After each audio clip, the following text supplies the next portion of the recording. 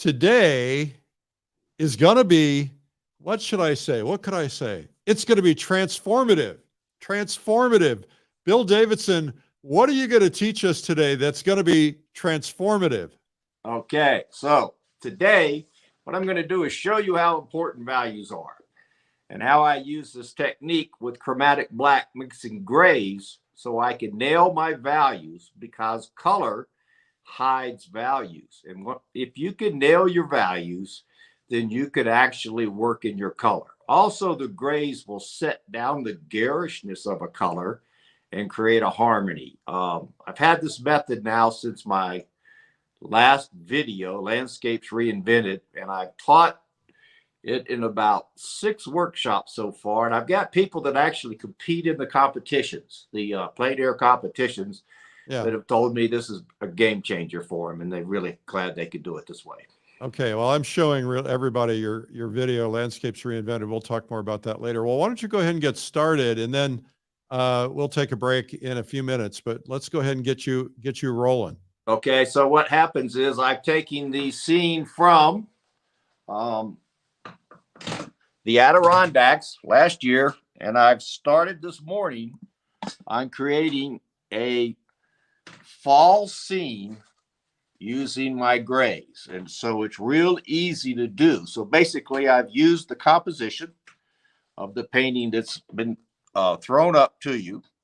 And then what I do is, once I have that design set, now what I do completely is I lay my design out completely in chromatic black and white, 3 grays, a medium, a light, and a dark. And so that makes it easy for me to set my composition up without worrying about color. And they've proven scientifically over and over and over again that what happens is you can only think about one thing at a time. Okay, Bill. I hate to do this to you, but I'm going to throw a loop in there. Do you have another panel hanging nearby? I may. Why? Do you have a blank? Well, I think it would be really important just to give like 5 minutes on showing what you do with chromatic black, because you can't see that on here. Yeah. Yeah. I can. Hang on one second. All right. So I'll tell you what, why don't we use this opportunity? We'll go ahead and start the show. Let's get started. It's Art School Live with Eric Rose.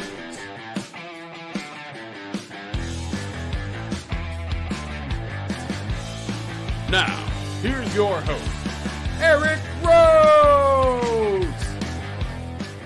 You know, they'll never come back, right? So I throw them for a loop. I say, hey, guys, I need you to do something last minute. And they're like, hey, we didn't talk about that. I'm not ready. So I got to give Bill a minute to get ready to get a panel, because I think this is essential. He's not going to show you the whole thing. His whole video does that, but I think it'll be helpful. Bill Davidson's an incredible painter. And if you don't know his work, now you do. And you would love to be able to watch him paint. He's got about 4 videos with us, and they're all unique and all incredible. And you can learn to paint like that. So today he's going to be using this reference image, and he's going to show you how to convert that into a fall scene. But we're also going to get him to talk about values, and that'll be good. Our prize today, if you leave a comment in the comments section, is a subscription to Fine Art Connoisseur magazine. I wish I had the latest cover on that, because it's so beautiful. This one's beautiful too. This is a sculpture issue. And you can win that by putting a comment in, whether you're watching live or replay, and then we will grab a name and announce it on the next program. The person who won the subscription to Plein Air magazine, our magazine about outdoor painting, is Mary Frieda in Finger Lakes, New York. Congratulations, Mary. You can, I guess I don't know why it says email on there. That's crazy. But I guess if you didn't hear from us, we didn't reach you, you can email us and we'll make sure you get that. Okay. We have a gift for you today, and that is 240 plein air painting tips. Plein air is so much fun. Just go to pleinairlive.com/240 and get that free ebook. And that way you can learn more about plein air painting than you ever thought possible. You can subscribe to this program. We're here every weekday at 12 noon. We started, get this, we started the first week, right after the first week of the COVID lockdowns, and went on every day. We went live 7 days a week for 7 months, and then we have been 5 days a week since then.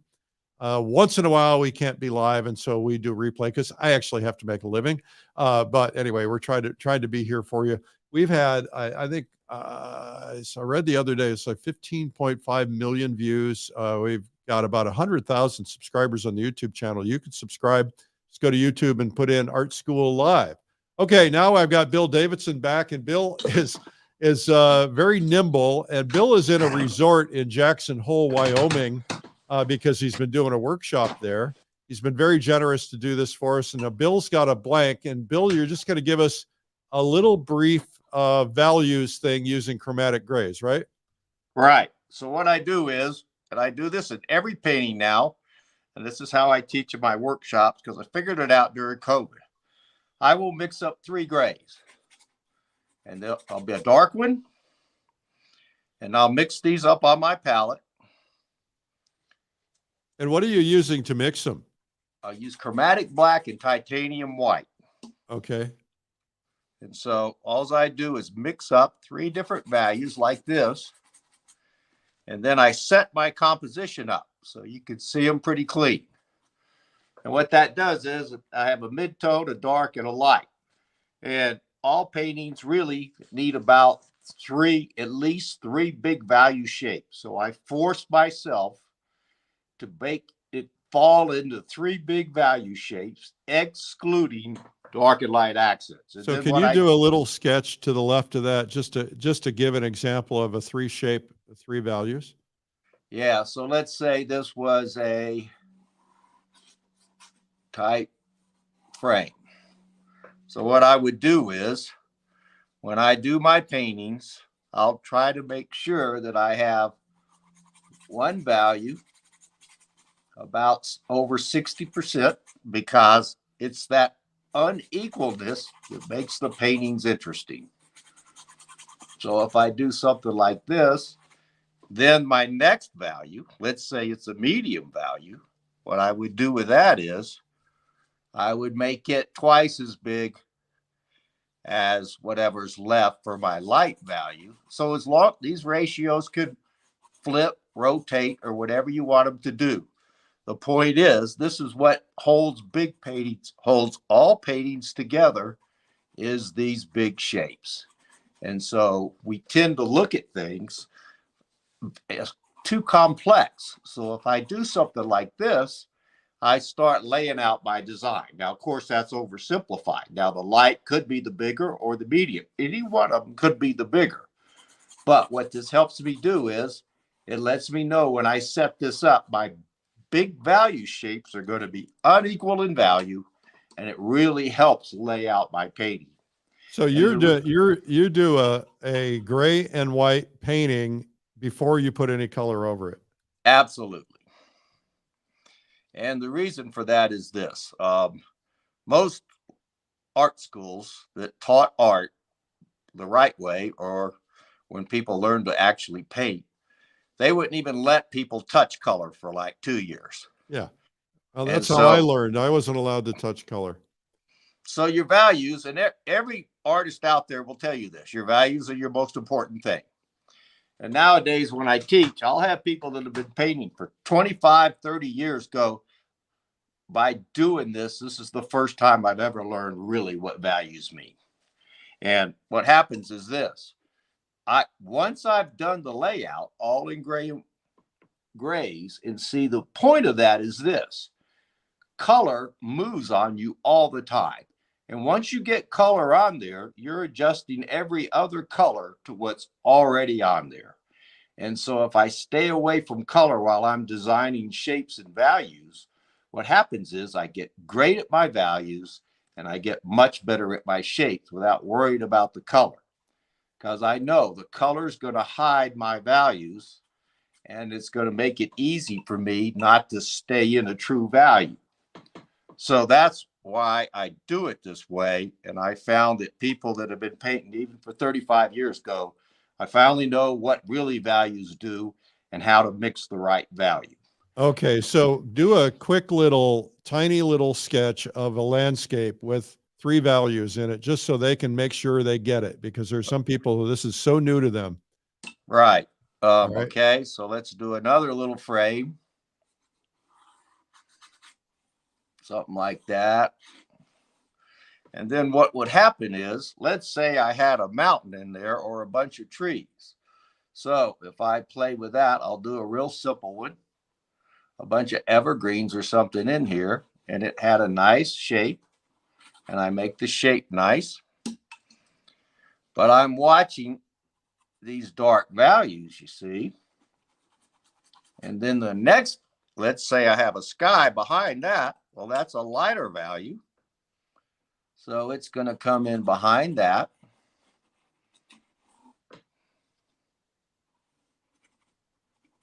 And this isn't perfectly lined up for your trees or anything. So if you were doing a sky, why wouldn't you just leave it white instead of putting a gray in there? It's too light a value.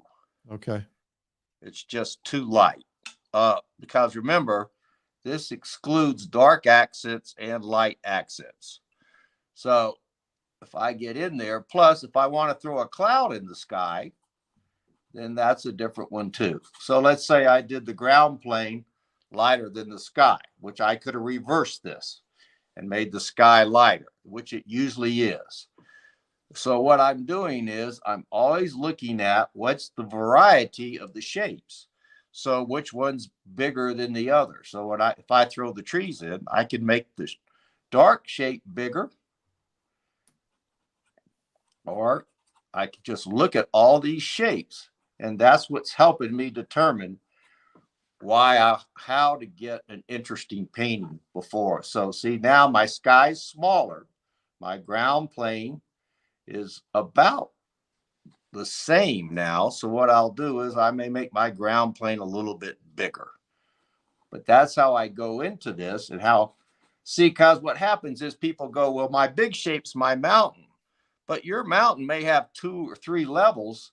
And what you want to do is make sure that you're just not looking at what's going on out there. You have to be looking at values all the time. So you're doing most of your experimenting at the very beginning. You're putting in your drawing, you're kind of massaging the basics in the beginning, so you don't have to make that mistake with color.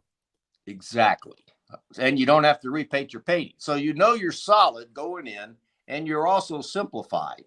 And that's a big deal for most people, because most people get it too complex and the color hides the values from them. This way, I'm focusing on values first, and the whole time I'm in the painting. And that allows me to play with the color all I want once all this is set up. And that's the easiest way I've seen. I do it in plein air. I'll be doing Laguna coming up. I do the same thing when I'm plein air painting, and it works incredible in a big studio painting. All right, excellent. Okay, now let's get back to what you intended to do. I'm sorry to do that to you, but thank you for the distraction. It was very helpful. I think everybody give him a thumbs up for being nimble. Nimble. So, what kind of easel is that? That is a EZL. Oh, they're great. Yeah. I like them because it's real lightweight. Yeah. All right, so what I've done is I've taken the original painting that I had that was a summer scene, and I've done up in the Adirondacks, and I'm turning it into a fall scene. And so what I do is, once I've used 3 values to set up the entire painting, and I'll only do it in 3, excluding the dark accents and the light accents, I will go and mix up about 4 more value puddles, just like I did with the 3, and they'll be separate. So I'll have a little bit of light, then another one that could be a little darker, then another one that's darker than that, and then another one darker than that. So let's say I had 4 puddles, and then I've got the chromatic black sitting up there in white. So I've actually got about 6 values already rolling. And what that allows me to do is this, and I'm going to show you why. If I'm mixing and thinking about my values all the time, The problem is the color throws people off. So yellow always looks lighter than it normally does. A dark blue always looks darker blue and darker in value than it really is. So that's what throws off most people that paint. Pros that have been painting their whole life, they can see the color pretty clearly in their values, but most of the time, for the people that don't, the color is throwing them off. So you start to learn your values real carefully, and you start to see your color in your values. Because what I'm going to show you is this. I will mix, these are back mountains back here. So what I do is, I've already got a value in there. Now, I merged the two values of that other painting. So what I'm going to do, I'm going to put a piece up here and see it's still in gray. And the reason it's in gray is I want to see the value. Looks blue to me. Yeah, it looks a little blue sometimes because I'm using really cool north light. But that is actually a gray color. Okay. And so what's happening is this. I know from my sky that I'm in this value because I've got a real light value gray mixed. That's my value in my sky. So I know when I get ready to do my mountain that my mountain has to be a hair darker than what's going on in my sky. So when I get to that value, if I mix a gray first, I'll test it and go, is it, and the reason it's just dark enough, and I'll go, how light can I go there to make sure that I get that mountain right in the value that I need it. Yeah. Bill is painting. Catherine asks, is this oil or acrylic? This is oil. So then what I do is, once I know my value, then what I can do is I can drop in the color that goes back there. And so what I'll do is I'll throw in a little bit of the blue into that value. I may throw a touch of a red or something into that value, or I can throw a little, and what happens is most people mix these back colors too intense. So they mix a blue and a white for the mountain, and then it just doesn't look good. So see, what I'm doing is I've got a little bit of a gray in here, and I make these have a little bit of color in them. So I can make my mountain very easily and very fast. And that's a big deal when you're plein air painting. So once I get it on there, it's real easy to mix this value, and I can, because I'm on the value, I can tilt the color all I want. So I can throw in a touch of red if I want and kind of warm it up, or I can throw in a cool, and I can mix both of them. The key is that I'm on my value, and that value is the most important thing in your painting. So if I drop down and I have another mountain right below that, I'll go a little darker in my value, see? So now I'm on that value, and I'll look at it right next to it to make sure that that value is okay. Now, here's what happens. Most people, when they're painting, they'll get into a situation where they paint that too dark, and by the time they get up here, there's no room left. So all I have to do is come in. Once I nail my value again, I can throw any color I want to come in here and set this up. And that's the beauty of painting like this, because most people paint these back mountains way too colorful, and this is what gives you depth. The less intensity in the painting in the background, the better it's going to be. That'll give you way more depth. And so people have a real hard time painting like this because they're not focused on their values. They're trying to get their color going. So just by watching my value, I can throw any color in that I desire. Just throw in a little bit of it. I may put a little Viridian in. I can put Paraline red in. I can do whatever I want. And the key is I'm focusing on my value all the time. And that's what makes it so easy to paint like this. Now, once you get the hang of it, it gets real easy to come in and add whatever colors I need to.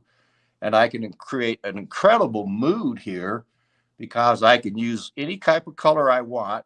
I can get vibration between the warms and the cools, and it's just subtle vibrations. It's not have to be a type of vibration that is really real too complex or something. So my mountain actually, the front mountain actually goes up here. So I'm just easily changing my value because all I have to do is go to that gray puddle that was down there and use it to set up my mountain.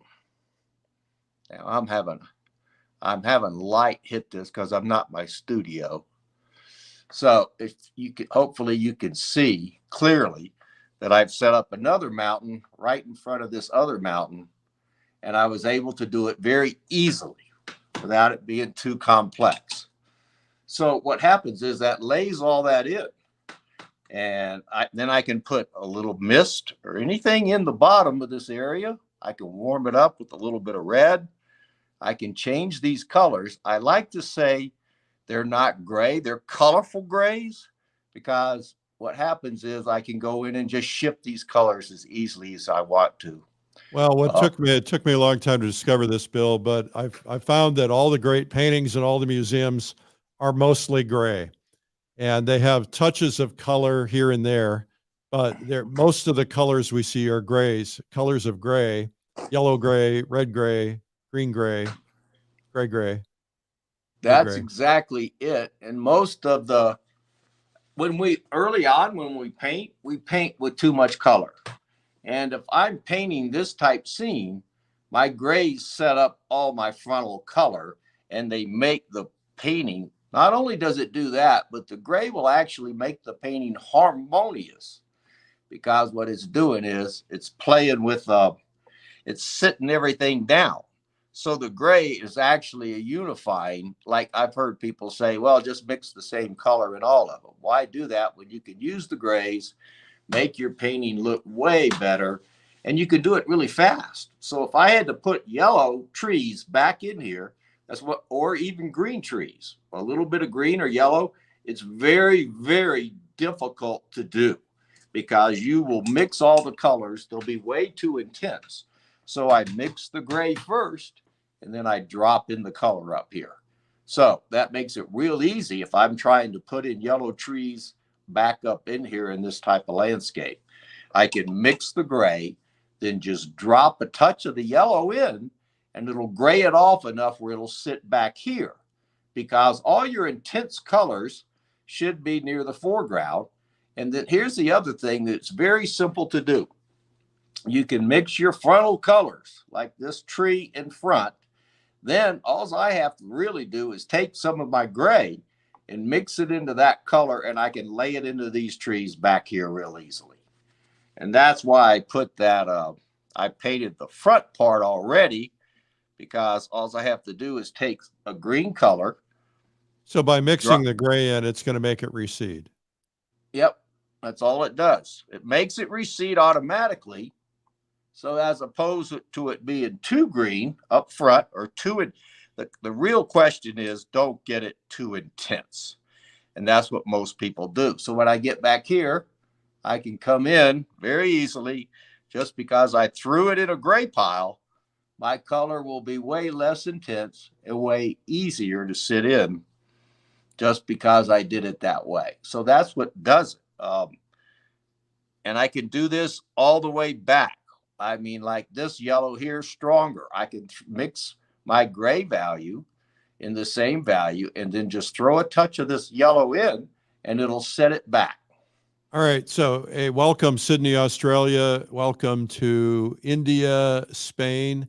Bill, just for grins, let's put a row of pine trees behind those pine trees that really recede back, but not as far back as that last mountain. That way we can demonstrate how to do that with grays. Okay. So let's say I have another set. So these are my evergreens that are up front. So now I have to mix a value that sits between this dark and that dark, correct? Yep. So I go right next to it. Let me get this other one in just a little bit darker.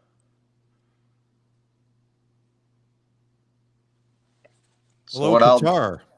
huh? Qatar. Just tuned in. All right. So if I come back in here and I want to put in another set of evergreens right behind these set, I will look. All I have to do is get on the right value here and know that it's lighter than this dark of this tree, and it's darker than what's back there on the other. And because I'm on my value, then I can throw in whatever color I want to right in here. But that's how you do it the easy way. Yeah. So see how those move farther back than what's in front. Boy, that's a great example. So it's so easy to do. And then I can just come back in. It's almost like cheating. In my mind, it's a little, people go, oh, this really helps because it's a game changer for them because now they know what values really do in a painting, and it makes it real easy to nail your values without getting all lost in the color. So what happens is I just do it and then boom, I'm done. So it's real easy to do. It almost is like cheating in a way, except it's not. What it's doing is it's teaching you more about your values than you knew from beforehand. So all your darks are darker up here and warmer. So I go real intense up front, makes it real easy. And then it makes it real easy for everything else to go back. Now, I haven't finished this painting or anything. I was just laid it out so you could see. And the reason I put the foreground in was so you could actually see what happens back here. When you say darks are warmer in the foreground, can you give an example of that? Yeah, so let's say I'm in this evergreen tree. If I go and I mix up, say, Viridian and a Paraline, I'll get a warmer, and I can't see it that well because of the light glare, but there's a warmer part up here in these. Now, what I can do when I get back to here, see, I can gray it off and then throw in a little cool. Now, the graying it off will knock it down anyway, but I could then go, well, let me put a touch of Viridian into that gray, or just go with an ultramarine blue and put that into the gray. So this dark back here will be a little bit cooler than what's up here in this frontal tree. So that's what makes it so easy to do, because I'm nailing my values before I do anything else. And then if I mixed all these front colors, I could actually mix up gray puddles and just keep adding touches of gray and more gray as I keep going back in the landscape. So it helps you learn to paint with your values, and it makes it way easier to mix your color. And your color is more harmonious, and it's not as intense. I don't know if y'all can see that well, because I can barely see it. But well, you're old. Yeah. So you see how easy it is to get everything to get depth in the painting and to roll back. So it's the same thing in the reds, same thing in the yellows, the greens, everything. Cool. And one of the things most people know is value does all the work and color gets all the credit. Now, the problem is, if you're trying to mix these evergreens, you really don't know what value you are in unless you've set up these other values. Right. And that's so why everything's about relativity. Exactly. And hello, Guatemala. Huh? Oh, I just said hello to Guatemala. And that's. Oh, he got mad at me and he left. I think his phone timed out or something and we lost him. Hopefully he'll hear that. Oh, he's back now. Okay. Yeah. So what happens is with color, this is a great line. So when you're teaching something, the hard skills in art are basically values and shapes. Those are the things that need to be practiced the most. Now, color is what you call a moving skill. In other words, if I put yellow on here, what that does is it affects every other one of my colors. So color's always moving. So if I throw on the wrong color and I paint to it, all the rest of my colors are going to be off. So what I do is if you work on your values and your shapes first, then you can start playing with the color, because the color, you can throw grays in and you can keep it right where it needs to be, because the color is going to move on you. And I think even Richard Schmidt said it. If you put a bright color on, like a red, into your painting, get it in there early, because all your other colors are going to take on that color at some point. So a lot of times, this is a very interesting thing. You'll see something back here that may look gray when you walk up to it, but because there's all these blues around it, it'll take on the color of a blue. Yeah. So sometimes it's just a pure gray back there, but it starts picking up the color around it, and that affects what that gray looks like. And that's what makes colorful grays so beautiful. So it's very easy to paint this way because it teaches you what you really need to know. And for me, I'm twice as fast, and my odds of plein air painting come out twice as good each time I do it. And fortunately, teaching the workshops, people seem to be loving dealing with it this way. Same thing. If I do my rocks down here, all I have to do is get them a little grayer, knock the value down a hair, and they go all the way back. And that's why it lights up in the foreground, a little less here, and then even less back there. So it makes it real easy to mix your colors, and it makes it very easy to stay in your right value. And that's where most people go awry. If I look at a painting, and if I'm teaching a workshop, people may throw in something like this right in this value, and unless that's snow, it's the wrong value. And if you don't get your values right to begin with, then you're going to fight it with your color, and you're going to end up in a situation where you're going to have to repaint the thing, or it's just not going to work. So your odds will get way better by doing it this way, in my mind. And that's what people are telling me in the workshops. So yeah, it seems like it's cheating, but in reality, it's not, because what you're doing is learning your values, and you're also learning how to harmonize your colors by just using the grays. You don't have to get too carried away. So Bill, let's talk about something else for a second. One of the things that happens when you're painting in fall color, and I am as guilty as anybody, we run into what people would refer to as garish color. You see that bright, vibrating orange tree in front of you, and you want to make it that vibrating orange. And yet when you look at that painting 2 days later, it's like, too much. How do you deal with that? All right. And that's a very good question. So let's say I take a color, and then what happens is I mix some of my gray into it, and that sits it down.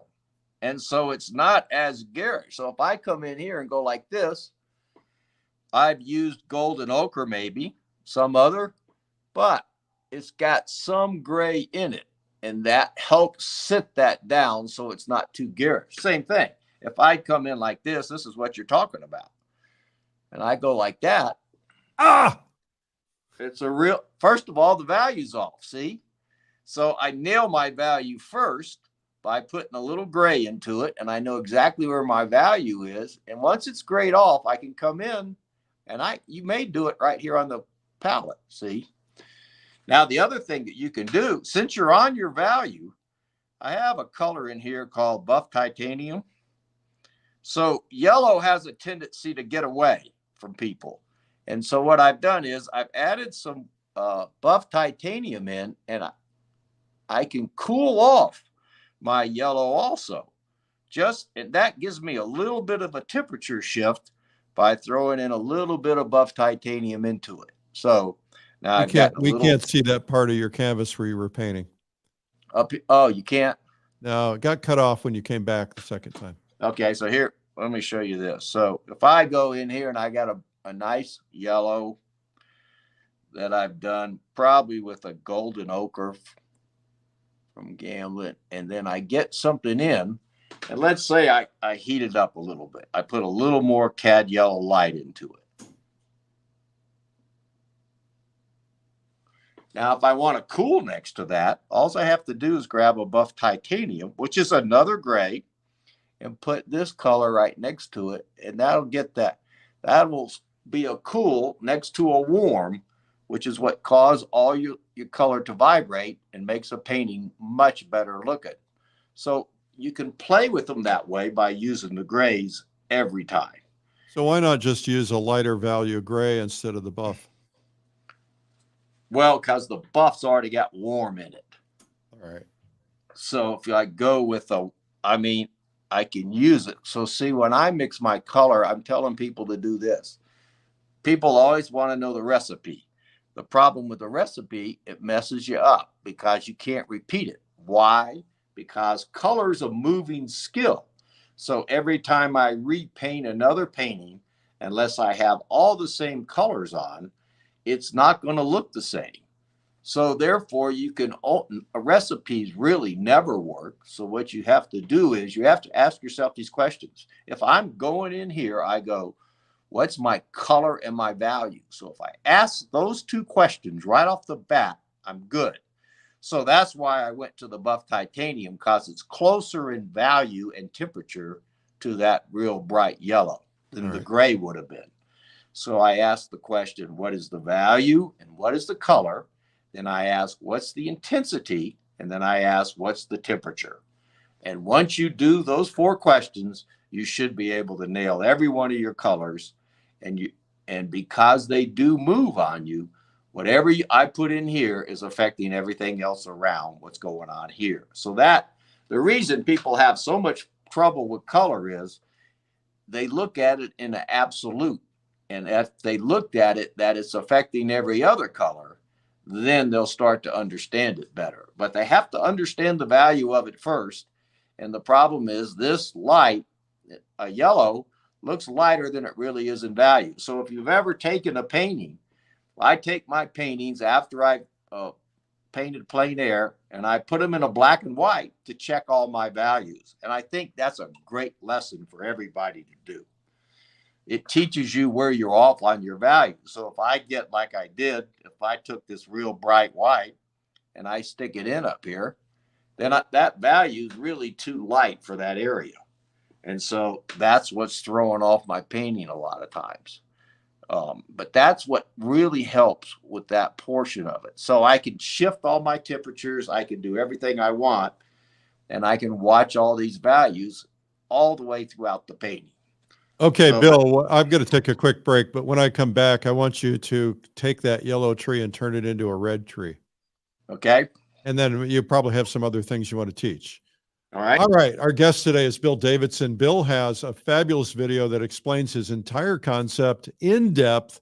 It's called Landscapes Reinvented. As Bill said, after COVID, he kind of, when COVID was on, he kind of reinvented the way he painted and came up with this entirely new method.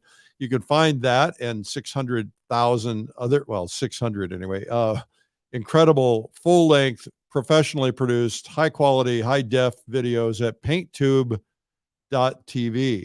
Bill also has a series of other ones, Painting with Energy, How to Paint Glowing Landscapes, Landscape Painting Secrets, and Painting Simplified. And then, of course, this one, Landscapes Reinvented. So we also just released a brand new video this week. It's called Elegant Portraits. It's with Cornelia Hernes, and that's also at PaintTube.tv. So you can get all these videos at PaintTube.tv. All right. Bill is going to be part of Plein Air Live coming up in March. Plein Air Live is a online 3-day event, plus there's an Essential Techniques Day, which Bill will be teaching on. Plein Air Live, March 6th through 8th, and you can sign up for that now. All right. What else is happening? Okay, coming up on October 29th, this Fall Color Week. It's actually sold out. We got about 60 people on the waiting list trying to get in. So don't even join the waiting list at this point, because you're not going to get in unless we come up with some miracle. But you can get into my fine art trip. We still have a few seats to that. That's October 20th through 29th. And we're going to Stockholm and Madrid, behind the scenes in the art museums and the painting community and local artists and local collectors. And that's really a cool trip. So check that out. Also, there's a waiting list for my painting in Japan trip. It's pleinairjapan.com. And we're painting the cherry blossoms. We're going to be going all around Japan painting. And we're not sure, but we think that if you're on the waiting list, we might be able to open up a couple things. Hotels sell out a year in advance. This is March. We've already got a whole group of people coming, but we're trying to figure out how to squeeze in a couple more. And so if you think you might want to go on this is a lifetime bucket list trip. I'm not going back because there's too many other places to go. So get on the bucket list trip at the bucket list, the wait list at pleinairjapan.com. Now you can subscribe to this program on YouTube. Just go to Art School Live. And of course, follow on Instagram, Facebook, Twitter, Threads. It's X now. I'm on all of it. And we also have coming up, we have too many things. We have Realism Live, which if it's real and you want to learn how to paint it, this is a comprehensive.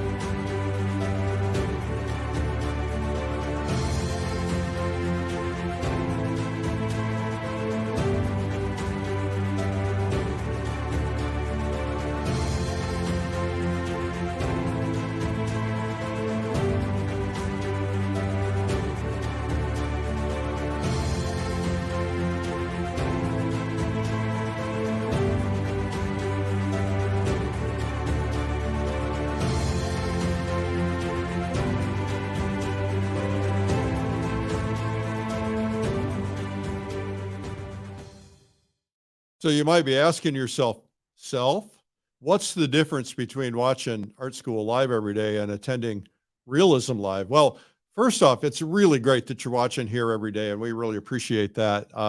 The sessions are more in-depth, oftentimes higher quality, not always, but mostly more in-depth is the answer. And we have found that when you immerse yourself, we've been studying this stuff for 10 years now. When you immerse yourself, because you're never going to do this for yourself, right? You're busy, you got a life, you got kids, you got jobs, you got people to take care of. And when you immerse yourself for 4 days, if you do the beginner's day or the essentials day with it, you basically are swimming in art lessons in depth from the world's leading masters. And these people have spent their lifetime learning, and they're sharing their techniques with you. And then you just are covered in it, right? You're just covered in it. And what happens is you come out on the other side of this, and you're trying to address a problem, and you're painting, and you're like, how do I deal with that? And then it's like, oh, I remember I saw this on, I saw Bert Silverman talk about this, or I saw, C.W. Mundy talk about this. And then you go, this is the solution. And it comes to you. There is no instant success in painting, but the best way to get instant success is to learn from the masters, the best masters, because they've already gone through all the pain, right? You don't have to go through as much pain. You still have to go through pain. You still have to learn. You still have to practice. But this immersion really takes you to the next level as fast as possible. There are people watching right now who are going to be putting things in the comments about what they've learned and what they've discovered at Realism Live and some of the other live events. This is something to consider. Of course, if you can't make the dates, you can watch the replays. But if you can be there in person, then you get this sense of community because you're online, you're asking questions, you're able to get the answers from the masters. You're also able to meet lots of other artists around the world. And we were going to end this when COVID ended because we started it for COVID, but everybody's like, no, don't end it. And our crowds are massive. We've got people all over the world watching. So join us for Realism Live at realismlive.com. Back to Bill Davidson. Bill, thank you so much for your patience. No worries at all. Actually, to add on to what you're saying is, it's very important that the easier your technique is and the more you learn, the greater your motivation. Because what happens is if you're having a hard time and you're struggling, you need good teaching to really kind of help pull you out of that. And the better you get and the simpler your techniques get, the more motivation you have because you get better way, way faster. And I think that's a big deal. So what Eric talks about when he talks about that, that's one of the most important things in the world. You'll keep building on it and building on it. And I would suggest always try to keep it simple, because if it gets too complex in your head, you'll be done. It's just not that easy to do. And that's what most people do. We get too complex, and that's why I try to keep everything this simple. Now, one of the things that there's a great book out by Harley Brown, and the reason I chose to do this fall scene is he took a painting or a portrait and he painted it in these really garish colors just to prove to you the values of the things that really work. So I took the same scene basically and basically turned it into a fall scene just to show you that the values are really more important than the color.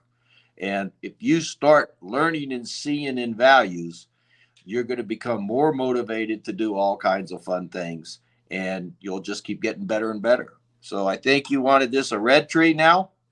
Yeah. Yeah. Yeah. And you've got about 10 minutes. All right. So let's say I wanted to come in here. Is once I get on my value again, I can come in and I'll go, let's turn this one into a red. So I'll come in. My value could go, it looks like maybe a little bit lighter. So I'll go back into my gray pile that's a little bit lighter and just pull the value up a little bit. That's a little better there. So it's very easy to do. And all you have to do is keep playing with your value. Once you get your value on, see, that's probably a better value. Then I can come in and start to work it. Work it, baby. Work it. Pop for me, baby. Make it red. So let's say this is a maple, I guess.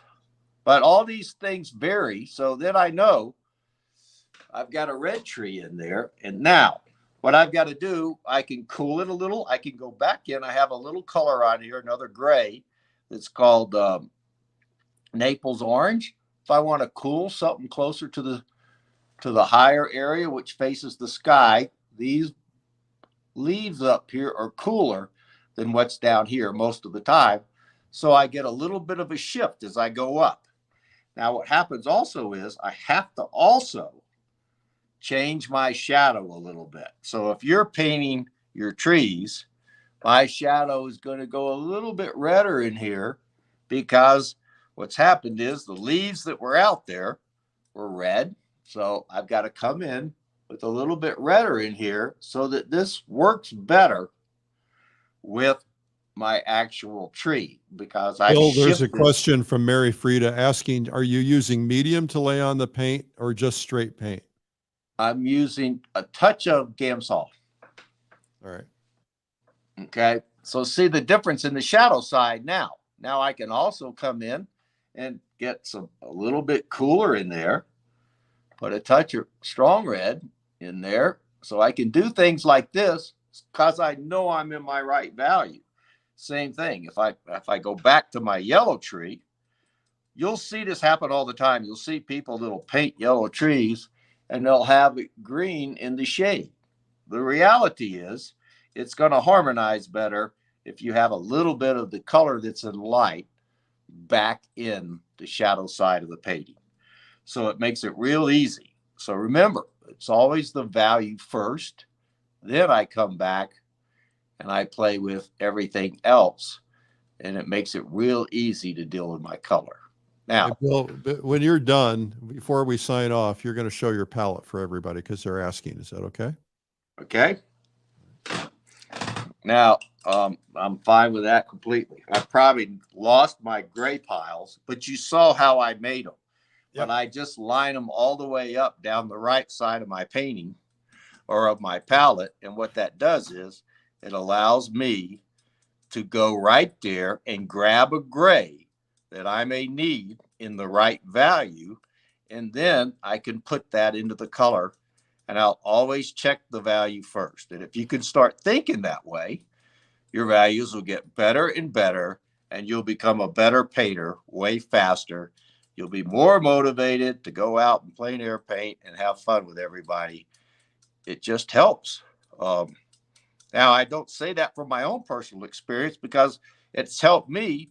But when I watch the people in the workshops, they're like, oh, wow, this really helps. And I've even, like I say, I've had people that have for a long time said, I've been a professional painter.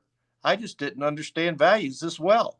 So I think it's worth an effort. And I think part of it is people love color, so they don't want to do their values. This allows you to do both at the same time. It allows you to mix the value and the color and then throw your color in, and it also sets up your harmonies. So it's real easy to kind of deal with. All right. Why don't you show us your palette real quickly, and then we'll have you come back on camera.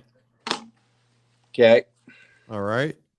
Hey, I want to say hello to Cape Town, South Africa, who's tuning in. If you guys all would be willing to share this program or tell other people about it, we can reach more people in the world and help them learn to paint. What a mess. All right. You see though, this side over here, you see the values? Yep. These gray puddles are what keep me in line. And it's just the chromatic black and the white. And then all I have to do is take color and throw it into the pile. I'll grab the gray, then throw the color in, and it's very easy to do. Awesome. Okay. Very simple. Excellente. Thank you so much. All right, Bill. Well, thank you for doing this today. Everybody give Bill a thumbs up, round of applause, Care Bears, whatever you're giving. And Bill, this has been wonderful. I appreciate it. Well, I appreciate it. It's always a pleasure to be here. And I hope everybody... what have you got going on? You're doing a workshop right now in Jackson Hole. What's coming up? I just finished Big Sky, Montana. I came down here, and so I start Jackson Hole in about a day or two. Oh, okay. All right. So it's real this fall. It's perfect. It's perfect time to be plein air painting. So when's your fall color start? October 29th. Yeah. Yeah. And you were up here. You tell everybody what you had your first time experience at the Adirondack painting event in June. What was that like? I can tell you that is tremendous fun, folks. You go around, you meet the people that they're your tribe. You're with those artists and you paint all day long, and it's great fun. And then at nighttime, they have great musicians come on, and that adds to it tremendously. So it's just a perfect experience to kick back and paint. And I think you have like 1 million people that go out every year, don't you? Not quite 1 million, maybe 100. So, but what? Well, what a treat. That was a complete treat, and it shocked me, to tell you the truth. I was really surprised how much fun it was, and I really enjoyed it. And you get to paint. It was a great, beautiful place to paint, too. So it's funny how they talk about this, but to stay motivated And to learn faster, you need to be with other artists and you need to be getting great instruction. And I think that really pushes people forward. Like whenever I teach a workshop, everybody's so excited when it's done that I get all these emails. So it's like that. And I encourage them to meet each other, just like what's happening in your deals. And so people get to know each other and they're traveling all over the country, staying with them. Yeah, I think that's the best part. You know, we've all made some really terrific friends from these events, and that makes it all worthwhile. I think you or I could, probably anybody could just pick up the phone and say, "Hey, I'm going to be in Madrid." As a matter of fact, I did that. I emailed a guy the other day. I said, "I'm coming to Madrid. Do you want to go painting?" And he said, "Yeah." I contacted an artist in Spain that I met through all this. I mean, not Spain, but Sweden. And I said, "Hey, I'm coming over to see you." So, I mean, you make these connections. It's worthwhile. Bill, thank you so much for your time today. My pleasure. It's always a pleasure. You are a rock star. Thumbs up. Well, good luck to everybody out there. The best wishes. All right. Take care. All right. Our guest today is Bill Davidson. I hope you enjoyed it. If you did, give him a thumbs up, applause, comments. There are a lot of people who watch in the replays. And so if they can discover it, you're helping Bill, you're helping us, you're helping yourself, because you're doing good things for people. Thank you for tuning in. Make sure you subscribe to this program. It's on YouTube every day at 12 noon, lunchtime with Eric is what we should probably call it. So just go to YouTube and put in Art School Live and you can find it there, and hit that little subscribe button right there and hit that little notification bell. Also follow on all the other social media, always posting like you are, I'm sure. Thanks again. Thanks to my producer, Ali Cruikshank, and have a really terrific day. By the way, Amandine, and we didn't say this, we should have shown a picture, but Amandine, my producer, had her baby boy, and we're really excited. We'll try to get a picture and share that with you. Unfortunately, she's going to be a full-time mom, not coming back, but thankfully we have Ali. So take care, and remember, keep your head in the game. Stay positive. Bye-bye.